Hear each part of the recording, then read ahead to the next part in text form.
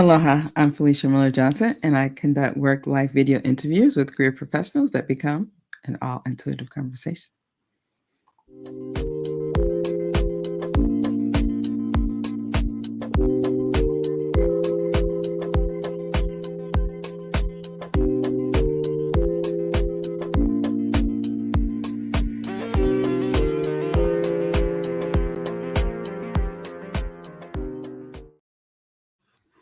Aloha, welcome to another episode of All Intuitive Conversation. I'm Felicia Miller Johnson, and I encourage individuals to live smart and ascend to new levels of work life success.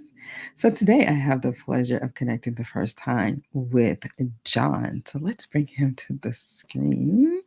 Aloha, John. Hello, thank you. Welcome into your debate. Thank you so much for being open to having an all intuitive conversation with me today. So, you and I have never met before. And so I look forward to connecting with you and learning a little bit more about you. So, tell me, where are you calling in from, connecting from? I am in Houston, Texas. I'm originally from Chicago. I moved here about almost 20 years ago to work on a project for Fox. And after I did that a couple of cycles, I realized I didn't want to be cold anymore. So I went back to Chicago. I love Chicago. I have heard Chi-Town is very much a cold city, so I get that. So, but why Houston, Texas? You said the job where you had a job going Yeah, there? I came down here to work on a courtroom show called Texas Justice years ago. It doesn't come on Okay. anymore. It was I'm about to say something like I remember that. yeah, it was on for a long time. It's in syndication now, so they show it a whole bunch of times. But that's the reason why I came to Houston, Texas.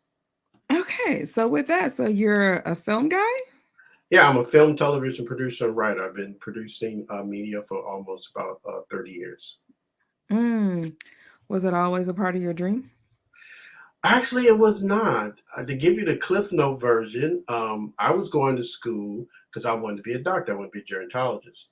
Mm-hmm. And the summer that I was starting to try to figure out what medical school I was going to go to, this production manager said that she had called and left a message on the answer that I left a message on the answer machine. That's how old I am about working on an indie movie. And I Mm-hmm. said, no, I didn't. It's like, yes, you did. And at the time, I was a manager at a park restaurant. Just lost my job, and I said, well, this ain't interesting. I'm gonna go in and talk to the first assistant director for a second assistant director position. I went with a suit and tie on, and about 5 minutes into the conversation, realized I couldn't help him do nothing because I knew nothing about film. But she called me back and said that he really liked you. Would you be interested in being a production assistant in the art department?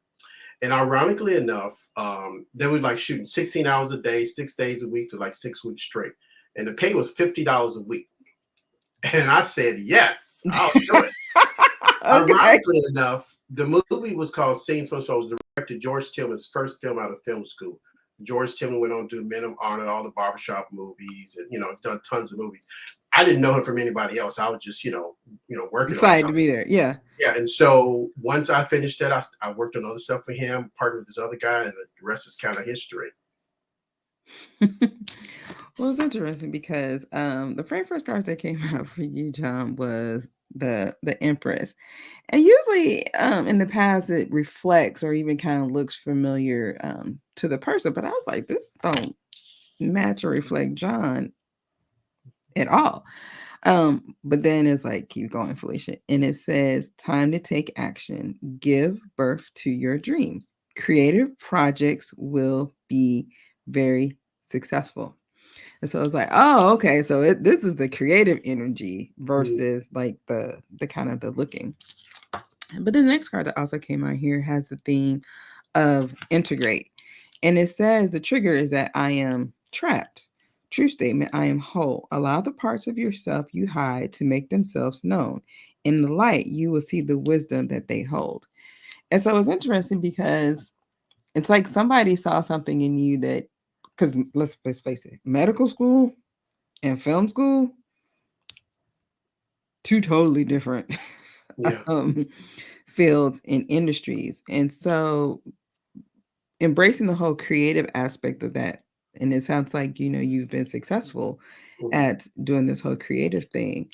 Um, what is it that you think, how would you describe what they saw in you in that moment that you had no quote unquote previous experience? And a lot of people go out there saying, I got to get this certification, I got to get this degree, I have to do all these different things in order to be successful. What is it that you think that they saw in you in that moment when you went to that interview that said, we I need don't know. John? I guess a lot of it is that I'm pretty open. I'm pretty open. I'll try things. Even I'm more encouraged with the experience and the journey of stuff, and not necessarily the money or the things that come around it. So, if I Mm-hmm. feel like I don't believe in mistakes per se. I believe in things you learn. So, something happens not go the way I think it's to go, I used to say, Mm-hmm. well, what did I learn from this? Because I want to not repeat this again. So life to me is about the journey and experience. And so it was probably just the fact that I was open to one saying yes to $50 a week. That'll do it too. Um, And then two, I was willing to do what they asked me to do. well, I gotta chill because, like I said, it's going back to hearing the theme. It says integrate, and it says, "I'm I am trapped," but you weren't trapped. You weren't trapped in this whole concept of the money or having the skills. Like you say, you went in there because the true statement says, I am whole. So it's like you went in there like, hey, I'm just going to be open to this opportunity. And I think so many times that is what happens to individuals is that we get trapped in this mindset and this thinking in this time frame. So when I connect with my individuals, I connected with you today, John, and I brought out this amethyst crystal. And here's what it says about the chevron amethyst. It said it enhances peace, relaxation, self discovery, lessens resistance to change, enhances intuition, calms rage, frustration, irritation, removes veils that block hidden meetings, brings courage, strength, repels negativity. And so those things sound pretty much kind of like what happened in that moment with you of just being open. I was relaxed. I was peaceful. You didn't resist not going to that interview. Like, no, I'm going to medical school. I'm gonna go over here and do this. So it's like you embodied that whole influence with that. There's this thing that I do Hmm. um, every morning on Facebook. They tell you people's birthdays. And Uh-huh. so I see people's birthdays, and I give them a personal message. That's pretty much to everyone. Says, "Happy B Day. Stay focused and determined." And a lot of times people are like, "Oh, thank you for the encouragement." But I tell people all the time, I'm trying to encourage you, but a lot of times I'm trying to encourage myself.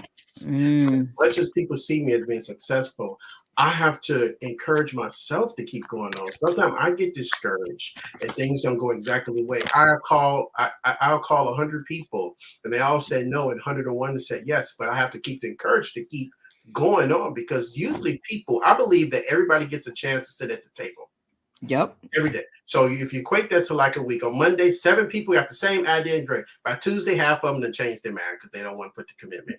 By Wednesday, the other You get half is me? kind of like, you know what? Maybe I should spend my time doing something else. On Thursday, there's 2 people left. And a Mm-hmm. lot of times, talent is not about how talented you are; it's about who endures. And if you endure and you believe that this is something possible, but you gotta have realistic beliefs too. You can't be like, I want to be a chef, but I don't want to get my hands dirty. I mean, you I gotta got have I like gotta have some, my nails done every time. yeah, Yeah. you got like some realistic ideas about your situation and self-awareness. But if I know lots of successful people in entertainment, and it's not because they're just the most talented, it's because they endured and they believed that it was possible. So what you're describing is what's the next card that came out here is the theme of resilience. Triggering statement says, I need to control. True statement says, I surrender. Allow yourself to relax with the currents of life. These changes will take you even closer to where you are meant to be. And so it goes back to the agent, the person that said, hey, you need to come to this interview. This basically is where you're meant to be. You're definitely talking about the individuals that are resilient and what you endured and what you continue to strive through. So the question that's coming through, John, is what is a challenge that you endured? And give us an example of how you did that. A challenge. So when I wanted to do my first film, I come from start off after work with George and I did a lot of music videos, Mhm. and I wanted to do a feature. And so when you try to get traditional financing, that you need what they call a completion bond. You need something that says that the investors will guarantee to get their money back. But you can't Mhm. get a completion bond unless you've done a feature. But you need so it's like that catch 22 type thing. How do you Mhm. do one versus the other? And so I sat down and I said, I take the emotion out of this because I really want to do this. How can I get people to invest in my project? So I thought about this because I do have a music background. I used to work for a label called RCA. I was director of international NR, so I know a lot of music people and a lot of things I do is music. So I went to media companies and record labels, and I said to them, um, "I can show you a way to get your music in front of an audience that people traditionally wouldn't listen to what you're doing." Mhm. Back during that time, that's back when Walmart used to have that bin where you just pick up the DVDs and look at it and say, "Oh, I'm gonna buy this." So I said, I can show you how to do this. I said, so we'll create a social thing, put music around it, and put it in the movie. You'll get paid for the music. You'll get a whole new audience of people who want to be paying attention to you, and you'll get a new revenue stream. I talked to a lot of people, and a lot of people said I like the idea, but they were afraid because they didn't understand how it worked. So I found one person that says, I don't understand, but I Mhm. trust you that you're gonna make it happen. And so that was an example of something like I knew there was a way to do this.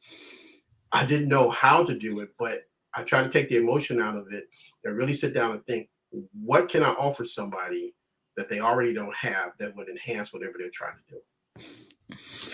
Well, thing that came up with something new was this gentleman that has the page of the swords. Again, it's not about how you look, but this is what it says on the bottom of the card, John. Logical, perceptive, insightful, blunt, an exciting intellectual challenge. Brilliant insights, information that you need, but might be challenging to receive. Review all documents very carefully. So it goes in the beginning. The insight that you're talking about that particular challenge, as you even like, I may not know how to execute it, but this is what you need. And it goes back to even the beginning of where I mean, I have all the experience with this film industry, but there is something that I am supposed to bring to this field. There is some insight to that. I may be a newbie or a page to that, but no longer. So now that you've been in this industry for a while, what's the legacy you want to leave? So during the pandemic, I had a lot of time to think because we really weren't doing a whole bunch. Mm-hmm. And in the past, there are two things that happen. One, when we do product placement for films, because I do a lot of product placement, I usually send a script to an agency, and the agency kind of figure out who can pay the fee, and usually stuff that don't really come the way I want to, just the people who can pay. But Mm-hmm. I wanted to do something different, and so I intentionally went and found Black companies, African American companies, and people of color who had good products and good social media presence, and came and said, "Hey, I'm gonna help you get a whole new stream of audience of people to see your product that traditionally you couldn't pay for because you just can't. It's expensive." Uh-huh. And I was intentional about that because I wanted to find Black companies who could really use the benefit, almost kind of like that Keith Lee effect. How can I do that? The Mm-hmm. second thing is I realized some time ago that I can't direct everything, but I can produce a lot of stuff. So I went to look for young Black filmmakers of color who had done music videos and commercials, but they couldn't figure out how to get to the next level and do the business part of doing a feature.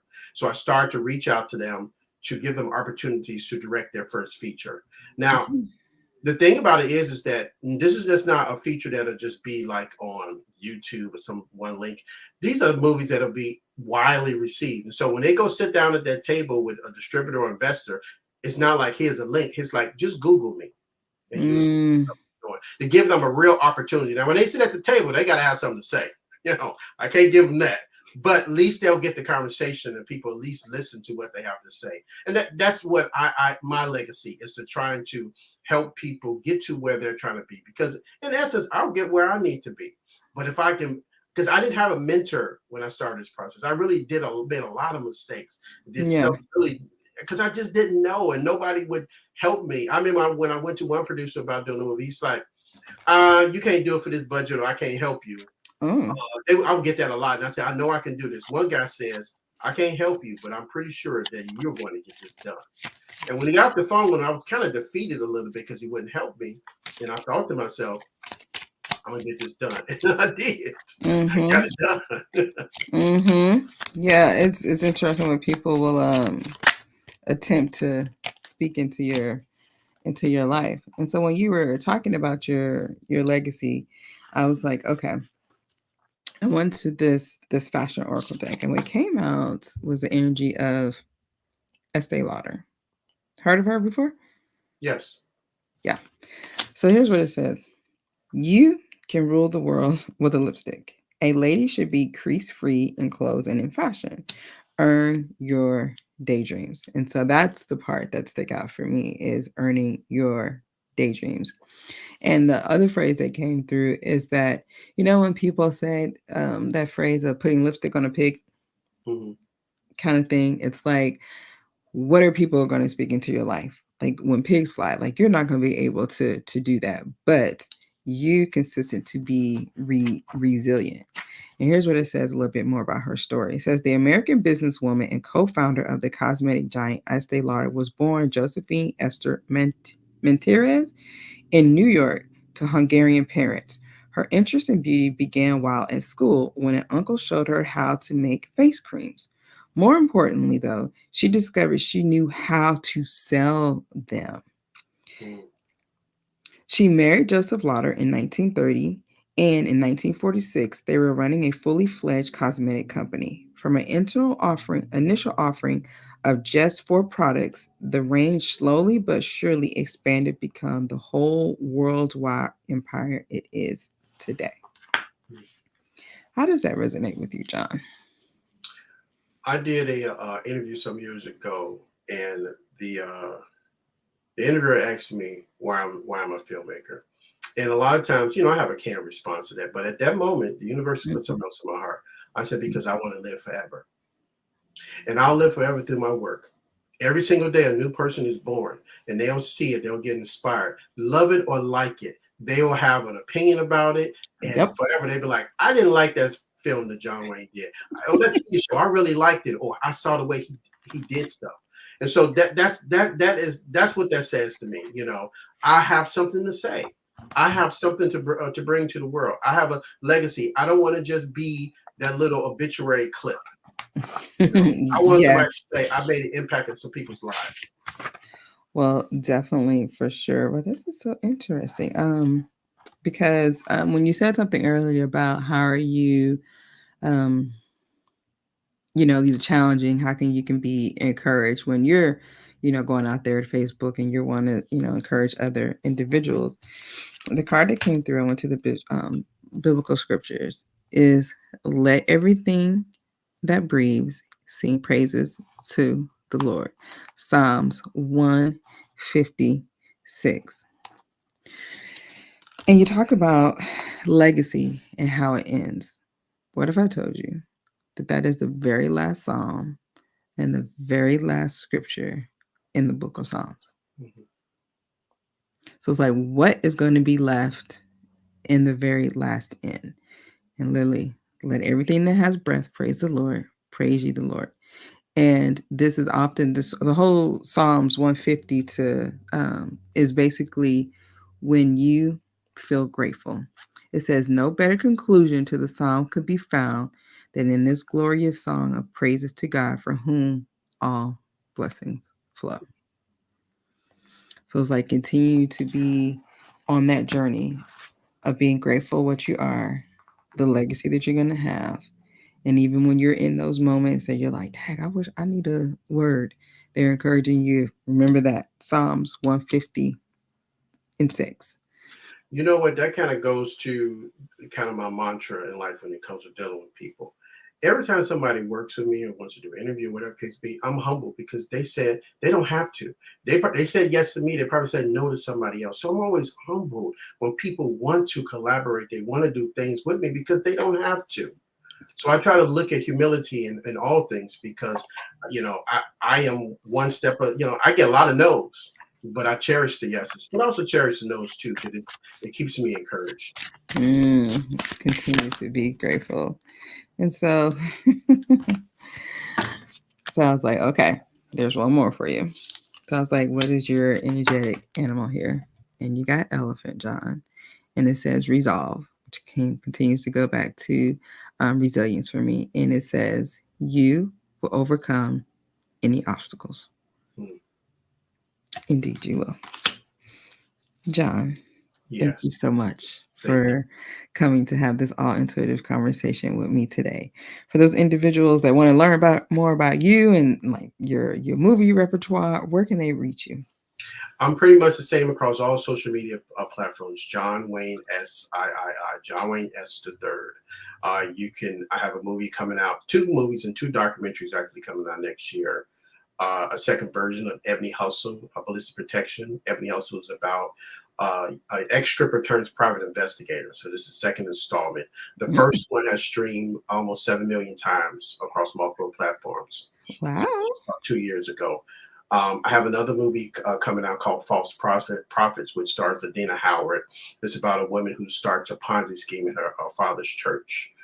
Really great music, a lot of great artists I work with, a lot of great actors. I have a documentary called Greenwood. It's about the Tulsa, Oklahoma riots that's coming out on Freestyle. And then I have another documentary called Balling Abroad. It's about when sports guys, players go play overseas in China and Europe and their experiences that they encounter. I also will be directing a feature in January in New Jersey called Balance. It's about a guy who is starting a mixed gender basketball league, which is a real league where women and men play. It's like the origin story of how it started. The league is run by Master P, and all the nights Mm. is Yes. a celebrity. So the one in New York is owned by Ice T. Trick Daddy runs the one in Miami. Monique runs the one in Houston. So Tiny runs the one in Atlanta. So they're all celebrities. So this movie is about how the league started with the guy, the main character, and his going with the mob and how he got the money and things of that sort. That is a diverse group of movies, like I said, from the you said Tulsa? Yes. Yeah, from the Tulsa to I can't I hate to say it, Freak in the Morning, Adina Howard, kind of thing, Master P. Like I love the fact that you are covering an array of different things. That's cool, John. Yeah. Yeah. I Cool. have a movie I released a couple of months ago that was number one and two on Tubi the first month. It's called Plugged. It's about these two brothers who running from a murder rap from Memphis. They come to Houston for running from a murder rap. And then my I always have to promote my original movie, Red All Mhm. Over. It's about gun violence and both sides of gun violence issue with Donna Briscoe. It's a lot of big name people who are in the movie. So make sure people go and check that out. Indeed. Well, John, thank you so much for gracing the screen with me and being open to having this all intuitive conversation. May you continue to live smart and ascend to new levels of work life success. Thank you for those that have watched this episode. If you're interested in being a guest, reach out to me on LinkedIn and you can learn more about the show on my YouTube channel, All Intuitive Conversation, and at the website, allintuitiveconversation.com. And until we meet again, this has been an All Intuitive Conversation. Thank you. Thank you.